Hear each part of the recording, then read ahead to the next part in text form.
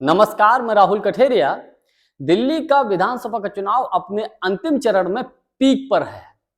कांग्रेस की राष्ट्रीय महासचिव प्रियंका गांधी जी की दिल्ली के विधानसभा के चुनाव में एंट्री हो चुकी है और उनकी एंट्री होते ही उन्होंने प्रधानमंत्री मोदी जी और अरविंद केजरीवाल जी के ऊपर जमकर हमला बोला। और हमला इस तरीके से बोला कि मोदी जी अरविंद केजरीवाल जी को कोई जवाब देते नहीं बन रहा, विशेषकर प्रधानमंत्री मोदी जी के ऊपर, क्योंकि मोदी जी ने उनके परिवार के ऊपर यह गंभीर आरोप लगा दिया कि उनके परिवार ने देश की महामहिम राष्ट्रपति महोदया जी का अपमान किया। इसको लेकर भी प्रियंका गांधी जी ने प्रधानमंत्री मोदी जी के ऊपर जमकर हमला बोला और मुद्दों को लेकर घेरा।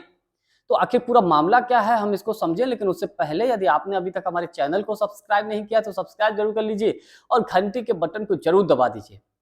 देखिए, अभी जब बजट सत्र का पहला दिन था, पहले दिन महामहिम राष्ट्रपति महोदया जी द्रौपदी मुर्मू जी का अभिभाषण था।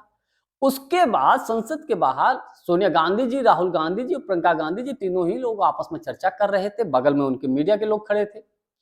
तो सोनिया जी आपस में चर्चा करते हुए ये बोली कि बेचारी महामहिम राष्ट्रपति महोदया जी बेचारी बहुत थकी हुई थी, बहुत थक गई थी। तो उन्होंने बेचारी शब्द का प्रयोग कर दिया महामहिम राष्ट्रपति महोदया जी के लिए।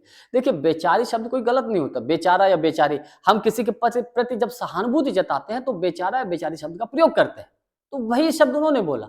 अब इस शब्द को लेकर प्रधानमंत्री मोदी जी ने गांधी परिवार के ऊपर हमला बोला कि गांधी परिवार ने देश की आदिवासी समाज की बेटी का अपमान किया, देश के राष्ट्रपति पद का अपमान किया।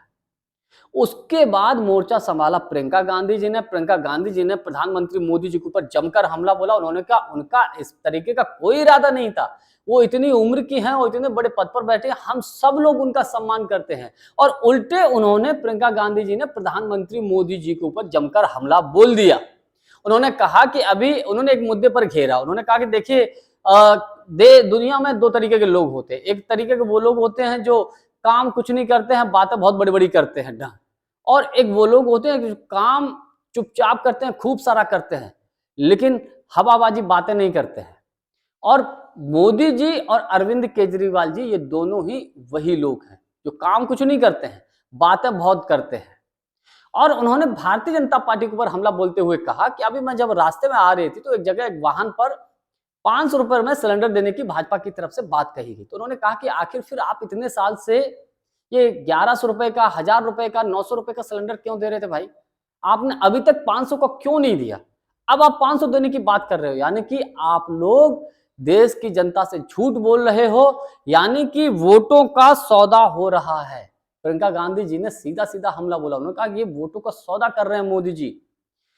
प्रियंका गांधी जी ने प्रधानमंत्री मोदी जी और अरविंद केजरीवाल जी दोनों ही लोगों के ऊपर हमला बोला। देखिए, एक बात तय है, इसमें कतई कोई दो राय नहीं है कि प्रियंका गांधी जी बहुत अच्छी वक्ता हैं। जिस तरीके से वो अपने भाषण में लोगों से 1 to 1 कनेक्ट होते हैं, लोगों से सीधे आमने सामने जब बात करते हैं तो लोगों को लगता है कि यार ये नेता ऐसा है, ये नेता ऐसी हैं जो हमसे डायरेक्ट बात करते हैं और लोग उनसे प्रभावित भी होते हैं।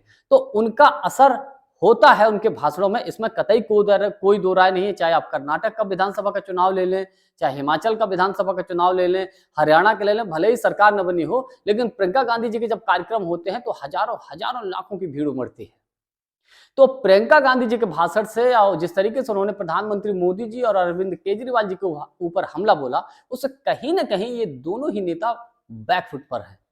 जानकारी हमारी आपको कैसी लगी, कमेंट्स करके हमको जरूर बताइएगा। बहुत बहुत धन्यवाद। नमस्कार।